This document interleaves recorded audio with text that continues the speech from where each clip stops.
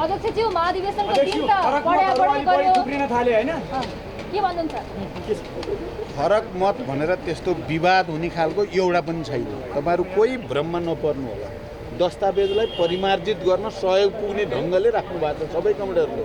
न्यौपानेले त कडा बोल्नु पर्यो 10 वटा पोइन्टहरु हैन, केही कडा छैन। मैले हेरिसकेँ, त्यस्तो छैन। हाम्रो महाधिवेशन बडो व्यवस्थित रूपले, बडो अनुशासित रूपले जस्तो कार्यक्रम बनाएको त्यही अनुसार गइराखेको छ। तपाईहरुले पनि देख्नुभयो होला। उद्घाटन सत्रदेखि बन्द सत्र सुरु भएपछि दस्तावेज प्रस्तुतिकरण, त्यसपछि ग्रुप विभाजन, ग्रुपमा बडो विहङ्गम दिनभरि छलफल गर्नुभयो कमिटीहरुले र हिजो र आज ग्रुप डिस्कसनको रिपोर्ट चाहिँ विहङ्गम रूपमै प्रस्तुत भयो र दस्तावेज प्रति सबै ग्रुपको आम रूपमा समर्थन छ। त्यसलाई परिमार्जन गर्न के गर्नुपर्छ भन्ने पनि सबै ग्रुपले बडो मेहनत गरेर यहाँ सुधार गर्नुपर्छ, यहाँ पुगेको छैन, यहाँ पुगेको छ भन्ने पनि छ। दस्तावेजको मूल स्पिरिटप्रति जोडदार समर्थन गर्दै सबै 24 ग्रुपले क्लियर हुनु होला। फेरि यहाँ बाहिर कन्फ्युजन तपाईहरुले नपार्नु होला बेगारमा। हाम्रो अलि अर्कै खालले गइरहेको छ यो महाधिवेशन र अब भोलि हामी चाहिँ स्पष्टीकरण हुन्छ अध्यक्षको चाहिँ मूल रूपमा हामीले उठेका प्रश्नहरूबारे स्पष्टीकरण हुन्छ। त्यसपछि केन्द्रीय समितिको निर्वाचन हुन्छ। अध्यक्ष नेतृत्व चाहिँ कसरी हाले नि त केन्द्रीय समितिको निर्वाचन हुन्छ, त्यसपछि पदाधिकारीको निर्वाचन। महासचिवमा रोचक भिडन्त जस्तो छ छैन, त्यस्तो केही छैन। पुँजीवादी व्यवस्थालाई समर्थन गर्ने 9 कम्युनिस्ट राख्यो। यो बीचबाट हामीले प्रगतिशील क्रान्तिकारी कम्युनिस्ट पार्टी बनाउनु पर्यो। त्यो कम्युनिस्ट पार्टीले चाहिँ नेपालको अहिलेको समग्र अहिलेको सिस्टमलाई ड्राइभ गरेर समाजवादतिर जानु पर्यो। यसको निम्ति कल्चरल रिभोल्युसन, सांस्कृतिक क्रान्ति, सांस्कृतिक परिवर्तन हुनु पर्यो।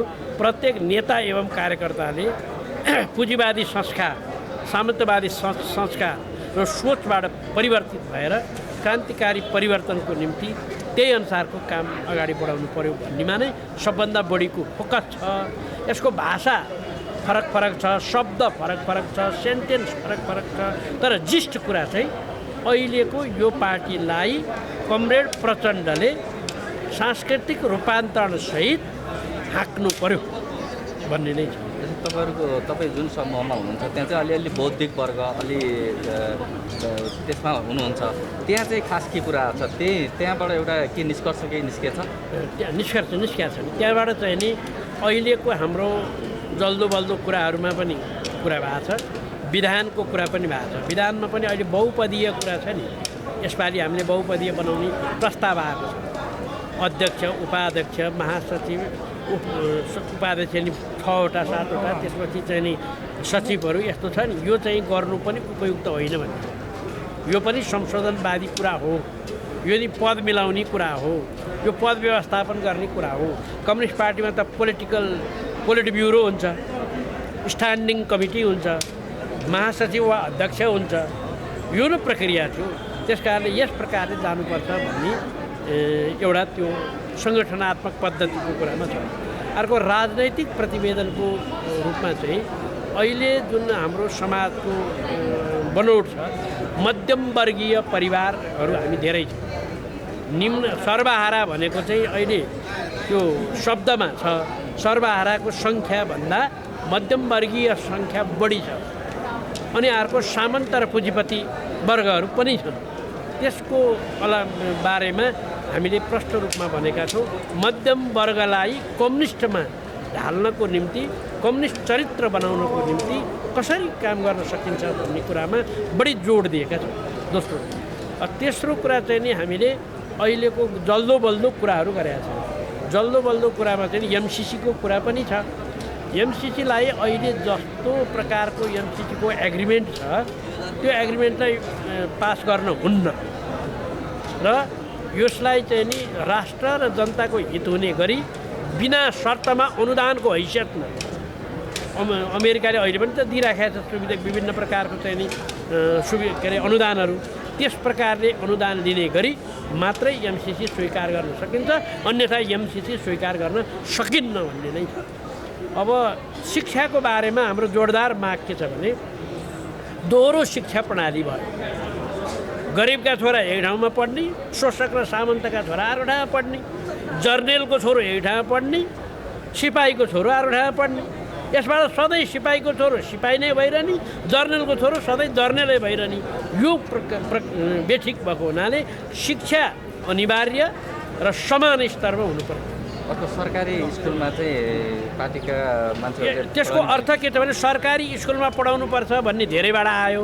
त्यसको अर्थ अरूले चाहिँ प्राइभेटमा पढाउने, हामीले चाहिँ सरकारीमा पढाउने भन्ने नीति नै त्यस्तो बनाउनु पर्यो। नत्र त माओवादीको छोरो त कहिले पनि डाक्टर इन्जिनियर नबन्ने हो होइन। त्यस कारणले सरकारी स्कुललाई अपग्रेड गर्नु पर्यो, प्राइभेट स्कुललाई सरकारीकरण गर्नु पर्यो, सामुदायिकरण गर्नु पर्यो, सार्वजनिक गर्नु पर्यो। अर्को एउटा चाहिँ जस्तै प्रचण्ड पथ र प्रचण्ड विचार भन्ने पनि आइरहेको छ कुरा, यो के हो? प्रचण्ड पथ प्रचण्ड विचारको बारेमा प्रचण्ड पथ कमरेड प्रचण्डले नै सस्पेन्ड गर्नुभएको हो। अहिले त्यो गरेको अलि मिलेन कि भन्ने पनि आएको छ केहीबाट। अहिले प्रचण्ड विचारमा जानुपर्ने अवस्था भइसक्यो भन्ने पनि छ।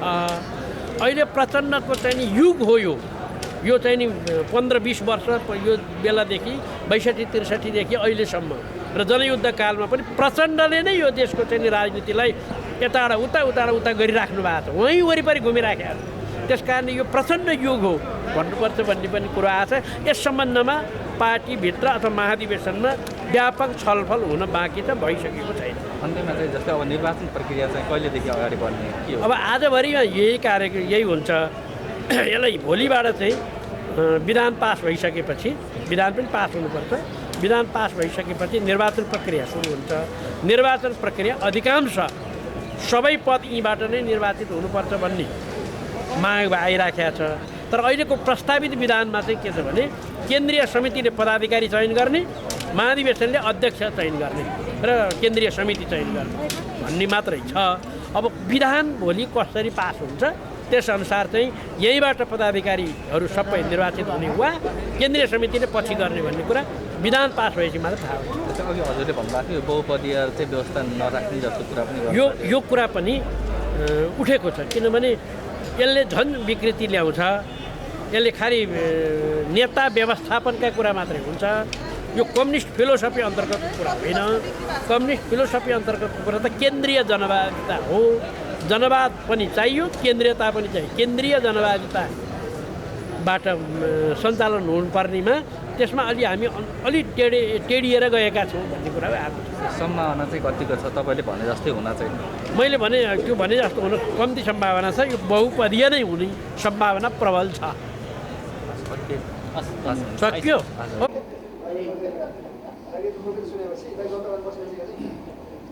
यो प्रचार समितिको तपाईँ नै गर्नुहोस् भनेर भने हुनाले हामी उपस्थित भएका छौँ। आज 11 बजीदेखि 5 बजीसम्म कार्यक्रम भयो र बाँकी समूह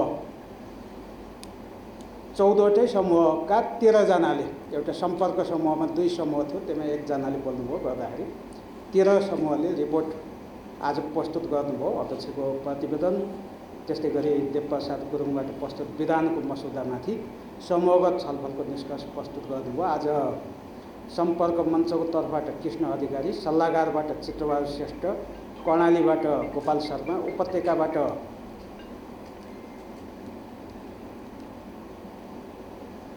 जगत सिंह खडा, सुदूरपश्चिमबाट मानबहादुर धामी, बागमतीबाट इन्द्रबहादुर थिङ, गण्डकी प्रदेशतर्फबाट देवेन्द्र पराजुली, ज्येष्ठ कम्युनिस्ट मञ्चको समूहबाट नन्दकुमार परसाई, लुम्बिनी प्रदेशको तर्फबाट सुदर्शन बराल, केन्द्रीय विभागबाट घनश्याम रजक, जनवर्गीय सङ्गठन र मोर्चाबाट सुरेश आलिमगर, लुम्बिनी प्रदेशबाट नारायण अधिकारी, प्रदेश 2बाट भवानी थापाले आफ्नो निष्कर्ष प्रस्तुत गर्नुभएको थियो। र खास गरी यसअघि हिजोको निष्कर्ष हामीले भनिसकेका छौँ। गर्दाखेरि 25वटै समूहको सम्पन्न भइसकेपछि अब भोलि 1 बजेसम्मको लागि बन्द सत्र स्थगित भएको छ र 1 बजेपछि लेखा आयोगको प्रतिवेदन, निर्वाचन आयोगको प्रतिवेदन र अनुशासन आयोगको प्रतिवेदन पेश हुनेछ। त्यसपछि अध्यक्षले जवाफ दिने, सबै सुझावहरूमाथि जवाफ दिने कार्यक्रम रहेको छ। म यति भन्दै यहाँ सबैलाई धन्यवाद दिन चाहन्छु। सुझावहरू के कस्ता आयो? तपाईँहरूले बुदागत रूपमा तयार पनि गर्नुभएको होला, अब संश्लेषण गरेर त्यसलाई अब खास गरी विभिन्न धेरै सुझाव आएका छन् समूहबाट। हरेक समूह नेतालाई 15 मिनटको समय दिएको थियो र 15 मिनटमा उहाँहरूले बोलेर भन्न सक्ने सुझावहरू बोलेर 15 मिनटभित्र दिनुभयो र अब त्यहाँ भन्न समय नपुगेका सुझावहरू लिखित रूपमा दिनुभयो। त्यस्तै गरी हलमा सहभागीले व्यक्तिगत रूपमा पनि थुप्रै सुझावहरू दिनुभएको छ होइन। हरेक व्यक्तिले पनि कतिपय सुझावहरू छुटेका सुझाव दिनुभएको छ। त्यही भएर सबै सुझाव यहाँ भन्न त्यस्तो चाहिँ धेरैभन्दा धेरै सुझाव भयो हुनाले सम्भव छैन। तर मूल रूपमा अध्यक्षको प्रतिवेदनको मूल स्पिरिटप्रति उहाँहरूले समर्थन जनाउनु भएको छ सबभन्दा पहिले। त्यसपछि वैचारिक रूपमा संश्लेषण विचारको संश्लेषण गर्नुपर्छ भनेर भन्नुभएको छ। त्यस्तै गरी नेतृत्व केन्द्रीकरण हुनुपर्छ भनेर भन्नुभएको छ र जति पनि यहाँ आएका विषय छन् यी विषयलाई कार्यान्वयनको लागि एउटा विश्वस्त वातावरण बनाउनुपर्छ। नेतृत्वले यहाँ प्रतिवेदनमा आएका कुराहरूको कार्यान्वयनको विश्वस्त वातावरण बनाउनुपर्छ भनेर भन्नुभएको छ। त्यस्तै गरी एमसिसीलाई चाहिँ धेरैजसोले खारेजै गर्नुपर्छ भन्नुभएको छ। त्यस्तै गरी परिमार्जन बिना चाहिँ पास गरिन हुँदैन भनेर भन्नुभएको छ। अब र वर्गीय दृष्टिकोण के हो, नेपालमा चाहिँ अनेक विभिन्न पार्टीहरूलाई हेर्ने हाम्रो दृष्टिकोण के हो त्यो बारे पनि स्पष्ट आउनु पर्यो भनेर भन्नुभएको छ। यी लगायतका विभिन्न धेरैभन्दा धेरै सुझावहरू छन् जसलाई हामी अहिले प्रेस नोटमा मुख्य सुझावहरूलाई हामी पठाउँला यहाँहरू। अब फरक मत त कसैले पनि पेश गर्नु भएको छैन। पूरक प्रस्ताव भने चाहिँ सुझाव हो, एक किसिमले त्यसलाई सहयोग पुग्ने गरी प्रस्तावहरू थुप्रै हरेक पार्टी यहाँ सम्मेलनमा सहभागी हरेक प्रतिनिधिले सुझावको रूपमा एउटा पूरक प्रस्तावहरू दिनुभएको छ। ती सबै पूरकै हुन्, सहयोगी प्रस्ताव हुन्। सुझावको रूपमा पेश भएका प्रस्तावहरूलाई अध्यक्षले अब यसलाई चाहिँ भोलि यसलाई समेट्न सम्भव छ छैन भोलि नै उहाँले चाहिँ जवाफ दिनुहुनेछ। धन्यवाद। प्रतिमा श्रेष्ठ, म मध्यपूर्वी भक्तपुरबाट प्रतिनिधि हुन्छु। हजुर, अहिले यहाँ अब महाधिवेशनको कस्तो माहौल चलिरहेको छ, के विषयमा अहिले यो अध्यक्ष कमरेड प्रचण्डले प्रस्ताव गर्नुभएको दस्तावेजमाथि नै ग्रुप मिलाएर छलफल चलिरहेको थियो र त्यो ग्रुप लिडरहरूले चाहिँ त्यहाँ ग्रुपमा उठेका विषयवस्तुहरू प्रस्तुत गरिराख्नु भएको छ। भित्र चाहिँ के निर्वाचन हुने कुरा छ कि के छ त्यो यही नै हुन्छ भनेर आइरहेको छैन। हुने सम्भावना पनि छ र नभइकन नहुने सम्भावना पनि छ। निर्वाचनै हुन्छ भनेर चाहिँ हामीलाई आधिकारिक रूपमा जानकारी भएको छैन अहिले चाहिँ। अब 8औं महाधिवेशन भनिसकेपछि त अब नयाँ क्रान्तिकारी विचार ल्याउने भन्ने भन्नुभएको छ। के हो चाहिँ नयाँ क्रान्तिकारी विचार भन्ने चाहिँ? अहिलेसम्म यो नेपाली जुन राजनीतिमा अहिले राजतन्त्र थियो, राजतन्त्रको अन्त्य भइसकेपछि गणतन्त्र जुन स्थापना भएको छ र त्यहाँबाट अहिलेसम्म अगाडि बढेको घटनाक्रमलाई नै नेपालीपनालाई नै संश्लेषण गरेर एउटा विचार संश्लेषण गर्नुपर्छ। राष्ट्रिय अन्तर्राष्ट्रिय विषयवस्तुमा पनि नयाँ ढङ्गले अगाडि बढिरहेको छ, त्यसलाई पनि विचार संश्लेषण गर्नुपर्छ भन्ने खालको कुरा आइरहेको छ। र अहिले यो नयाँपना चाहिँ हिजो अन्तर्राष्ट्रिय चाहिँ पुँजीवादको विकास चाहिँ अहिले एउटा नयाँ ढङ्गले हिजो लेनिनले व्याख्या गरे जस्तो मात्रै नभइकन नयाँ ढङ्गले अगाडि बढिरहेको छ होइन। एउटा प्रत्यक्ष रूपमा कारखानामा काम लगाएर मजदुरहरूसँगको अतिरिक्त श्रम शोषण नभइकन अहिले एउटा डिजिटल पोइन्ट्स भन्छ, डिजिटल पोइन्ट्सद्वारा चाहिँ एउटा ढङ्गले चाहिँ पुँजीको केन्द्रित भइरहेको छ। सीमित मान्छेको हातमा मात्रै पुँजी गइरहेको छ र यसलाई यो खालको अन्तर्राष्ट्रिय अवस्था छ भन्ने कुरा चाहिँ दस्तावेजमा छ।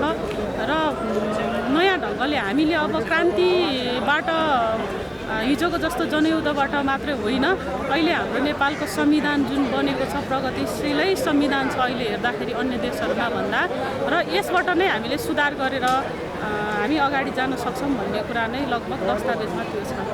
अनि अब नयाँ क्रान्तिकारी विचार भनिसकेपछि त नयाँ मानिस नयाँ नेतृत्व आउनुपर्ने हो। तर यहाँ सुनिए अनुसार चाहिँ अहिलेको के अरे प्रचण्डज्यूको अर्को विकल्प छैन भन्ने सुनिएको छ, के हो? होइन, विचारको कुरा हुन्छ, राजनीतिमा विचार र सिद्धान्तको कुरा हुन्छ, नयाँ हुने कुरा।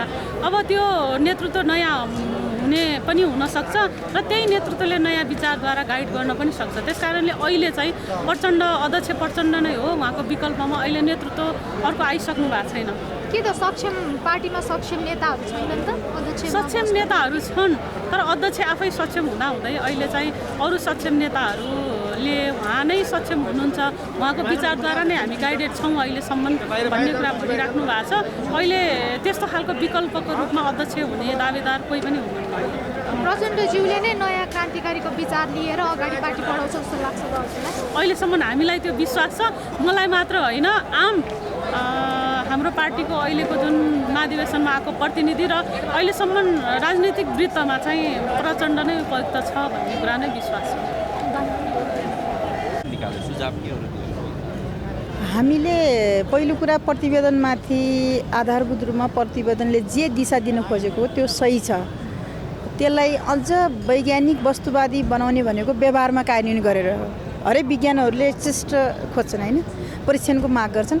एउटा खालको अहिलेको नीति कार्यक्रम विचारको कुरा छ नि, अहिलेको आवश्यकताको 21औं शताब्दीको समाजवादको विचार चाहिँ निर्माण गर्न खोजिएको छ। नेपाली विशेषताको समाजवाद कस्तो हुन्छ भनेर त्यसको आधारहरू बनाउने गरी एउटा गाइडलाइन दिन खोजिएको छ। त्यो प्रस्ताव मात्र आएर भएन, त्यसलाई टेस्ट गर्ने खालका अलि वैज्ञानिक कार्यक्रमहरू चाहिए। अझ ठोस र जनताले बुझिने भाषामा समाजवादको वैज्ञानिक समाजवाद निर्माण हो भने त्यो कस्तो कस्तो चरण पार गरेर वैज्ञानिक समाजवादका आधारहरू तयार हुने हुन् र हामी समाजवादमा कुन चरणमा समाजवादमा पुग्छौँ, त्यो खालको प्रष्ट खाका मतलब पार्टीले दिनुपर्छ भन्ने कुरा हामीले एउटा राख्यौँ। त्यसपछि पार्टीको आचरण व्यवहार पार्टी त राम्रो बन्नु पऱ्यो नि। हामी अलिकति शान्ति प्रक्रियामा आएपछि हाम्रो आचार व्यवहार इत्यादि कुराहरूमा केही जनताले मन पराइरहेको छैन। जनताले मन नपर्ने खालका गतिविधि हामीले गरिरहेका छौँ होइन, त्यो कुरा जनताले मन पराएको छैन, त्यसलाई सच्याउनुपर्छ। त्यो भनिएको पनि छ, समीक्षामा निर्ममतापूर्वक राखिएको छ र साँच्चीकै हामीले एउटा आचार संहिता बनाऊँ, के अरे विधानको एउटा अनुसूची बनाऊँ र त्यसमा आचार संहिताहरू राखौँ। त्यसमा भ्रष्टाचार कुनै पनि कार्यकर्ताले भ्रष्टाचार गर्यो भने कारवाही गर्ने, नेताले भ्रष्टाचार गर्यो भने कारवाही गर्ने, गुट गरायो भने गुट पनि गर्न नदिने कि। पार्टी त गुटले त बिग्रियो त, गुटले गर्दा फुट्यो नि त। सबै पार्टीहरूमा गुट छ, त्यसकारण फुट हुन्छ र फुटले गर्दा राजनीतिमा ठुलो असर, राष्ट्रिय राजनीति र नेपाली जनतालाई ठुलो समस्या पर्ने। त्यसकारण गुटको पनि एक ढङ्गले अन्त्य गर्नुपर्छ। आचार संहिता बनाऊ, के जस्तो महिलाहरूले पैतृक सम्पत्तिमा समान अधिकार पाउने संविधानले त व्यवस्था गरिसक्यो, कानुनमा पनि व्यवस्था छ, तर पार्टी सदस्यले किन लागू नगर्ने? ल पार्टी सदस्यसम्म जाँदैन भने के अरे प्रदेश समितिसम्म जाने हो कि पालिकाका समितिहरूसम्म जाने हो कि त्यसले चाहिँ महिलाहरूलाई सम्पत्तिमा समान अधिकार दिने, छोरीहरूलाई सम्पत्तिमा समान अधिकार दिने, छुवाछुत गर्न नहुने, जाति विभेद गर्न नहुने। अहिले त गर्न कसैले पनि पाउँदैन, झन् पार्टी सदस्यले त गर्नै भएन के। त्यस्तो गरेमा दण्डनीय हुने, राम्रो कामलाई पुरस्कृत गर्ने, नराम्रो कामलाई दण्डित गर्ने खालको वातावरण, जसले जे गरी पनि हुने, काम गर्नेको मूल्याङ्कन नहुने, जो वरिपरि नेता वरिपरि घुमेर गणेश प्रवृत्तिको जो विकास भइरहेछ नि त्यसलाई प्रोत्साहन गर्ने खालको अलिअलि बनेकै छ क्या। त्यसलाई कार्यकर्ताले मन पराएको छैन, जनताले मन पराएको छैन, इमान्दार मान्छेहरूले मन पराएको छैन। त्यो कुरालाई हटाउनुपर्छ है, नेताले त्यसलाई क्रस गर्नुपर्छ। त्यसरी हामी विधिमा चल्ने पार्टी बनाऊँ, वैज्ञानिक विधि बनाऊँ, त्यो विधिमा चल्ने पार्टी बनाऊँ। कसैको इच्छाले चल्ने पार्टी होइन कि, विधिले सङ्गठनात्मक सही विधि वैज्ञानिक विधिले चल्ने पार्टी बनाऊँ। विचारको कुरा जे आइरहेछ त्यो ठिक छ, त्यसलाई अझ परिष्कृत गरेर संश्लेषण गर्ने एउटा विशेष अधिवेशनको माग गरौँ भनेर हामीले हाम्रो ग्रुपको तर्फबाट त्यसरी राख्यौँ। कार्यकर्ता मूल्याङ्कनको हकमा पनि हामीले राख्यौँ, कम्तीमा 60% कार्य सम्पादन मूल्याङ्कन जनताले गरोस्, कार्यकर्ताले गरोस्, नेताको कार्यकर्ताले गरोस् र नेताको जनताले पनि गरोस् क्या। उसले गर्ने उसले दिने परिणामको आधारमा उसको कार्य सम्पादन मूल्याङ्कन हुनु पऱ्यो। उसले फिल्डमा आफ्नो वडा जित्दैन अनि त्यसो यता ठुलो कुरा गरेर त सुहाउँदैन नि। उसले आफ्नो पालिका जित्नु पऱ्यो, आफ्नो निर्वाचन क्षेत्र जित्नु पऱ्यो। त्यो खालको मतलब सङ्गठन बनाउने क्षमता त नेतामा हुनु पऱ्यो नि। 2 पैसाको काम नगर्ने होइन, मतलब अलिकति मतलब सङ्गठन 2 जना मान्छे बनाउन नसक्ने, यतापट्टि ठुलो नेता बन्छु भनेर त नैतिक हिसाबले मिल्दैन है भनेर पनि हामीले त्यो क्वेसन उठायौँ। त्यसरी अर्को अब 40% हामीले त्यही समुदाय, एउटै खालका क्षमता भएका समुदाय मतलब व्यक्तिहरूको बिचमा प्रत्यक्ष निर्वाचन प्रणाली के अरे हाम्रो यो प्रतिनिधिहरूको बिचमा छलफल चलाएर मतलब एउटा निर्वाचन गर्ने जो सिस्टम छ नि त्यो पनि हामीले 40% गर्नुपर्छ भनेर हाम्रो ग्रुपको तर्फबाट सुझाव दिएका थियौँ। जे होस् हामीले गम्भीरतापूर्वक अध्ययन गऱ्यौँ। म आफूले पनि त्यसलाई दुईचोटि पढेर मतलब दोहोऱ्याएर हेरेँ। विषय हेर्दाखेरि साह्रै मतलब अहिले राष्ट्रिय स्थिति मात्रै होइन अन्तर्राष्ट्रिय कम्युनिस्ट आन्दोलनलाई गाइड गर्ने खालको विचार त्यहाँ निर्माण गर्न खोजिएको छ, दिशा दिन खोजिएको छ, मतलब कार्यदिशा त्यो खालको आएको छ र आउन त राम्रो आयो। अझ यसलाई पनि परिष्कृत गरौँ र खास विज्ञान यस्तो विज्ञान हो कि त्यो व्यवहारमा पुष्टि होस्, सफल बनोस्, त्यो ढङ्गले हामी जाउँ भनेर विशेष गरी यही कुरामा हामी केन्द्रित भएर छलफल चलाएका थियौँ। माओवादीको लागि ऐतिहासिक प्रदेश पनि मानिन्छ होइन, त्यो विषयमा चाहिँ तपाईँहरू उहाँहरू त्यो प्रदेशबाट आएका मान्छेहरू यहाँ आएर जुन हामी सामन्तवादको विरुद्ध लडेका मान्छेहरू फेरि काठमाडौँमा आएर त्यस्तै व्यवहार देखियो भन्ने पनि कुरा आइरहेछ, त्यसमा केही अनि व्यवहार भन्दा पनि हामीले त के माग गरेका छौँ भने कर्णाली माओवादीको यसै पनि आधार इलाका हो, त्यसमा समाजवादको भ्रूणको अभ्यास हामीले गरौँ न। अहिले रुकुममा हामीले एउटा प्रयास गरिरहेका छौँ कि सहकारी समूहहरू बनाएका छौँ, श्रम सहकारीहरू बनाएका छौँ। अब 6000 त त्यो सहकारी समूह बनेका छन्, 6000 सहकारी समूह छन्। सहकारी समूहहरूलाई हामीले 5-5 जनाको गराएका छौँ, सहुलियत ऋण उपलब्ध गराउने गरी ब्याङ्कलाई त्यहाँ जोडेका छौँ। उत्पादनसँग जनतालाई समृद्धि भने त उत्पादनसँग र आर्थिक समृद्धिसँग जोडिन्छ, त्यसैले त्यो खालको एउटा अभ्यास गरेका छौँ। त्यसलाई एउटा समाजवादको भ्रूण को अभ्यास गर्ने गरी एउटा भ्रूण हो भनेर हामीले अभ्यास गर्ने शक्ति केन्द्रित गर्नु पर्यो नि त। केन्द्रले पनि त्यही खालको त्यसको समीक्षा गर्नु पर्यो, गाइडलाइन त्यसरी दिनु, यसलाई यसरी गर्दा अझ राम्रो हुन्छ भनेर त्यहाँ शक्ति केन्द्रित गर्नु पर्यो, स्रोत साधन पनि केन्द्रित गर्नु पर्यो। रुकुम मात्रै होइन कर्णालीको जुनसुकै ठाउँमा पनि हामीले गर्न सक्छौँ, तर एउटा रुकुममा अगाडि बढिसकेको सन्दर्भमा नमुना बनाउन सजिलो हुन्छ। त्यसरी कर्णालीलाई हामीलाई जिम्मा दिनुहोस् भनेका छौँ, हामीले अरू केही खोजेको छैन, हामीलाई जिम्मा दिनुहोस् र हामी काम गर्छौँ, शक्ति केन्द्रित गरिदिनुहोस्, स्रोत साधन केन्द्रित गर्नुहोस्, हामी काम गर्छौँ भनेर हामीले कर्णाली प्रदेशबाट त्यसरी माग गरेका छौँ। समग्र हिसाबले जे बहस भएको छ, जे आत्मसमीक्षा गरिएको छ, अध्यक्ष कमरेडले त्यहाँ गरेको आत्मसमीक्षाको पाठ हेर्दाखेरि अब माओवादी पार्टीहरूको बिचमा एउटा खालको एकताको बाटो खोलेको छ। माओवादी पार्टीभित्र जुन खालको फुट भएको थियो नि, धेरै समूहमा विभाजित भएको छ, उहाँहरूलाई यता आउने वातावरण चाहिँ राम्रो बनेको छ है। विगतमा हामीले न त पार्टी जुटाउन सक्यौँ, के अरे हामीले एकताबद्ध गर्न सक्यौँ, न त संविधान हामीले त्यही ढङ्गले बनाउन सक्यौँ भनेर एउटा बुदामा अध्यक्षले सिरियसली त्यो कुरालाई समीक्षा गर्दाखेरि त्यो कुराले उहाँलाई टच गर्नुपर्छ। मेरो विचारमा उहाँहरूले त्यो कुरालाई पार्टीले, अध्यक्ष कमरेडले पार्टीले यति कुरा समीक्षा गरेपछि हामी केही सोच्नुपर्छ भन्ने ठाउँमा पुगिसक्नुभयो जस्तो मलाई लाग्छ। विप्लव, बाबुराम लगायतको ठुलै टिम छ नि त बाहिर, उहाँहरू आउनुपर्छ, एउटा त्यो खालको वातावरण बनाएको छ। अर्को समग्र कम्युनिस्ट आन्दोलनमा लागेका साथीहरू पार्टीहरूको बिचमा पनि एकता प्रक्रियाले यसले बाटो खोलेको छ। यो ढङ्गले आत्मसमीक्षाले त्यो खालको विश्वास पनि हामीलाई पनि अब ल प्रचण्डले गर्ने भयो है, साँच्चीकै महसुस गरेछन् बुढाले अब गर्छन् है भने जस्तो हामीलाई अलि बढी विश्वास पनि पैदा भएको छ। जे होस् हामी आशावादी छौँ, निराशा त यसै पनि हुनुहुँदैन, हरेक अप्ठ्यारोमा पनि सफ्ठ्यारो देख्नुपर्छ, हरेक प्रतिकूलतामा अनुकूलता देख्नुपर्छ भने अहिले जो यति गर्दा त अब हामी केही गर्न सक्छौँ भन्ने विश्वास कर्णाली प्रदेशका हामी कार्यकर्ताहरूलाई त्यस्तो बनेको छ।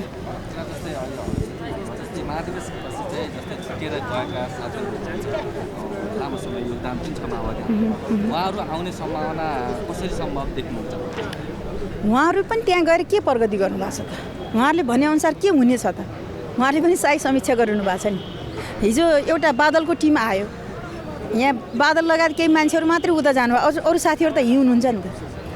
उहाँलाई पनि त्यो फिलिङ भइरहेको छ होला, वास्तवमा आफ्नो सोच त यतापट्टि माओवादीमा हुने, एमालेसँग काम गर्न कति गाह्रो भएको छ होला, हामी पनि त्यसको अप्ठ्यारोको अनुमान गर्न सक्छौँ कि कतिपय मान्छे कहिलेकाहीँ बाध्यताले पनि समस्यामा पर्छ। त्यसो हुँदा धेरै माओवादी पार्टीबाट अलग्गेका नेताहरूलाई के फिलिङ भएको छ जस्तो लाग्छ भने अब माओवादी एकताबद्ध हुनुपर्छ, यसको विकल्प छैन। हामीले त्यहाँ गएर जुन ढङ्गले सोच बनाएका, जस्तो बाबुराम भट्टराईले के न गर्छु भन्नुभएको थियो, बाबुरामको हाइट माओवादीमा बसेको भए कति हुन्थ्यो होला तपाईँहरू अनुमान गर्नु न। उहाँको हाइट कहाँ रहन्थ्यो त? उहाँ गएर त केही फाइदा भएको छैन। विप्लवले पनि केही गर्ने त देखिएन।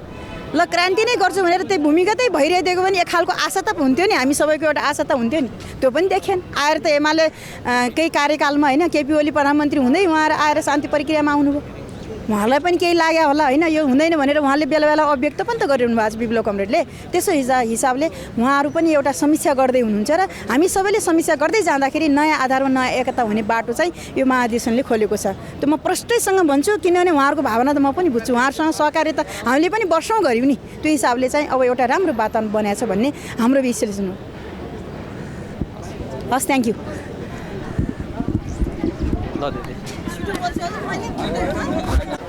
म विष्णु प्रसाद भट्ट गण्डकी प्रदेशबाट प्रतिनिधि रूपमा यहाँ महाधिवेशनमा आएको छु। घर चाहिँ मेरो गोर्खा बारपाक सुलीकोट गाउँपालिका हो म बारपाक सुलीकोट गाउँपालिकाको निर्वाचित जनप्रतिनिधि हो। हजुर चाहिँ गण्डकी प्रदेशकोमा पनि हुनुहुन्छ अहिले त्यहाँ कस्ता कुराहरू निष्कर्षहरू के निकाल्यो गण्डकी प्रदेशले प्रचण्डको दस्तावेजमाथि? प्रचण्डको दस्तावेजमाथि हाम्रो समूह गण्डकी प्रदेशमा 2वटा समूह थियो र हाम्रो समूहले विशेषतः पार्टीको रूपान्तरणको सवालमा र अहिले जनयुद्ध र जनआन्दोलनका उपलब्धिहरूलाई संस्थागत गर्ने सवालमा निकै गम्भीरतापूर्वक छलफलहरू भए। ती छलफलहरूमा चाहिँ हामीले विशेषतः अहिले जनयुद्धबाट प्राप्त उपलब्धिहरूको रक्षा गर्न हामीले गर्नुपर्ने मेहनतको कुराहरू, माओवादी आन्दोलन किन एकताबद्ध हुन सकेन र माओवादी आन्दोलनलाई मात्रै होइन समग्र कम्युनिस्ट आन्दोलन एकताबद्ध बनाउनको निम्ति हामीले खेल्नुपर्ने भूमिकाहरू र अहिलेको समकालीन दुनियाँमा कम्युनिस्ट क्रान्तिकारीहरूले खेल्नुपर्ने भूमिकाहरू नेपाल बाहिर पनि श्रमजीवी सरबारा वर्गहरू छन्, क्रान्तिकारी उत्पीडित क्रान्तिकारी वर्गहरू छन्। उनीहरूलाई केन्द्रित गर्नको लागि र नेपालबाट एउटा नयाँ आशाको दियो सञ्चार गर्नको लागि चाहिँ हामीले के गर्न सक्छौँ भन्ने कुरा गम्भीरतापूर्वक हाम्रो छलफल गर्यौँ। तपाईँहरूको सुझाव चाहिँ के छ दस्तावेजमा? हाम्रो सुझावहरू चाहिँ हामीले 52वटा विभिन्न बुँदामा चाहिँ सुझाव हामीले दिएको हो। सबै कुरा तपाईँहरूको बिचमा यहाँ भन्न सम्भव छैन, तर मूलभूत रूपमा जस्तै शिक्षाको कुरा गर्दा शिक्षा चाहिँ एउटा वैज्ञानिक व्यावहारिक शिक्षा हुनुपर्छ र समाजवादी कार्यक्रमसहितको शिक्षा नीति बन्नुपर्छ र त्यसको कार्यान्वयनको चाहिँ प्रक्रिया विशेषता चाहिँ हाम्रो पार्टीको नेताहरूबाट र हाम्रो पार्टीभित्र एउटा सुरुवात हुनुपर्छ। कमसेकम पार्टीको चाहिँ शिक्षा स्वास्थ्य क्षेत्रको निजी क्षेत्रमा लगानी चाहिँ पार्टीको नेताहरूले गर्नु भएन, त्यसलाई चाहिँ हटाउनुपर्छ र कमसेकम के हुनु पऱ्यो भने केन्द्रीय सदस्यका छोराछोरीहरू सामुदायिक सरकारी विद्यालयमा पढ्ने कुरा ग्यारेन्टी गर्नुपर्छ, यो अनुशासनको विषय बनाउनुपर्छ भन्ने कुरा हामीले त्यो कुरा उठायौँ। त्यस्तै गरी तपाईँको चाहिँ अरू थुप्रै कुराहरू छन्, थुप्रै तपाईँको चाहिँ नेताहरूको चाहिँ व्यक्तिगत सम्पत्तिप्रतिको मोहको विषयमा कुरा उठायो, जुन जनतामा ठुलो आलोचना भइरहेछ। जनताको चाहिँ नेताहरूको चाहिँ जीवनशैलीको विषयमा कुरा उठिरहेछ, यो सांस्कृतिक चेतनासँग जोडिएको कुरा पनि हो र जनयुद्धमा हामी जुन स्पिरिटका साथ जनताले हामीलाई हाम्रो पार्टीको चाहिँ नारा र आन्दोलनमा चाहिँ जनताले किन ज्यान दिन तयार भए त भन्दा हामीले त्यो बेलामा नेताहरूमा पनि एउटा आदर्श देख्थ्यौँ, तर अहिले नेताहरूमा त्यो आदर्शहरू चाहिँ स्खलन भइरहेछ। रातारात धनी हुने प्रवृत्तिहरू बढिरहेछ, आर्थिक अपारदर्शिता बढिरहेछ। त्यो कुरालाई अन्त्य गर्नको लागि पनि कमसेकम पार्टीमा गम्भीरतापूर्वक त्यो वातावरण हुनु पर्यो। दण्डहीनता मौलाइरहेछ, त्यो रोकिनुपर्छ भन्ने कुराहरू चाहिँ हामीले त्यहाँ चाहिँ महत्त्वपूर्ण रूपमा उठाएका छौँ। भनेपछि अहिले माओवादी चाहिँ जुन नेताहरू हुनुहुन्छ उहाँहरूको चाहिँ आर्थिक पाटोदेखि लिएर अरू सबै कुराहरू छानबिन गर्ने अथवा यस्तो सार्वजनिक गर्ने भन्ने त्यस्तो पनि हो होइन? अहिले छानबिन हुन्छ हुँदैन अलग कुरा, तर यहाँ छलफलमा उठेको र यो दीर्घकालीन पनि हुन जरुरी छ। समग्र माओवादी आन्दोलनमा बिचमा शान्ति प्रक्रियामा देखिएका विकृति हिजो थिएन नि त, त्यो होइन। हिजो विकृति विरुद्ध सङ्घर्ष थियो केन्द्रीय ढङ्गको, तर अहिले तपाईँको विकृति विरुद्ध सङ्घर्ष चाहिँ मलिन भयो, त्यो मधुरो भयो, जसले गर्दा चाहिँ विकृति अलिकति हाबी हो। पार्टी आन्दोलन त्यसले राष्ट्रलाई शुद्ध घाटा पुगिरहेछ। यो कुरालाई अन्त्य गर्नको निम्ति चाहिँ हामी हिजोदेखि नै माओवादी आन्दोलनमा जीवन देखेर लागेका मान्छेहरूले यो पार्टीको रूपान्तरणको लागि जीवन मरणको सङ्घर्षको हिसाबले दृढतापूर्वक आफ्ना विचारहरू अहिले माओवादी हामीले राखेका छन्। धेरै कुराहरू आएको छ होइन? समग्र नेताहरूको पङ्क्तिदेखि लिएर समग्र पार्टीको रूपान्तरणको चाहिँ प्रक्रिया भनेको यो माओवादी पार्टीको मात्रै होइन, यो देशको र यहाँको थुप्रै जनसमुदायको पनि रूपान्तरणको कुरा हो र राष्ट्रको भविष्यको पनि रूपान्तरणको कुरा हो। त्यो उद्देश्य र त्यो एउटा चाहिँ उचाइबाट हाम्रा छलफलहरू केन्द्रित भएका छन्। हस् यहाँ सक्दैन।